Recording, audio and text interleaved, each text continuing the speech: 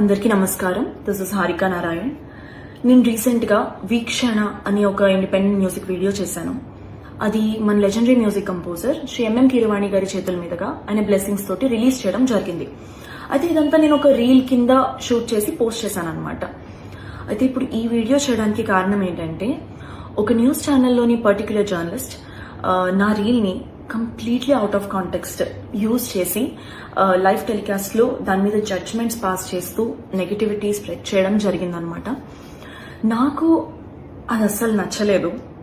First of all, ఆ స్థాయిలో ఉన్నటువంటి ఒక వ్యక్తి, ఒక లెజెండరీ పర్సన్ ఒక చిన్న మ్యూజిక్ వీడియోని సపోర్ట్ చేయడం అన్నది చాలా గొప్ప విషయం. It shows how much he encourages young and aspiring musicians who want to grow. నేను ఆ వీడియోలో నుంచుని ఉండడం అన్నది నా చాయిస్. కీరవాణి గారిని నేను ఒక గురువులా భావించి ఆయనకి ఇచ్చేటటువంటి రెస్పెక్ట్ అది.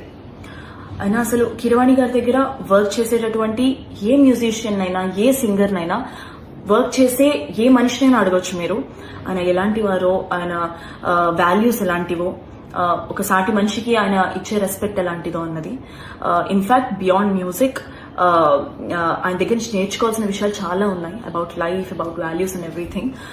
Personally this is my feeling. అలాంటిది ఇవన్నీ తెలుసుకోకుండా బేస్లెస్ గా జడ్జ్మెంట్స్ పాస్ చేయడం అన్నది నాకు కరెక్ట్ అనిపించలేదండి. చాలా డిస్రెస్పెక్ట్ఫుల్ గా అనిపించింది. I hope this negativity stops right here. Thank you.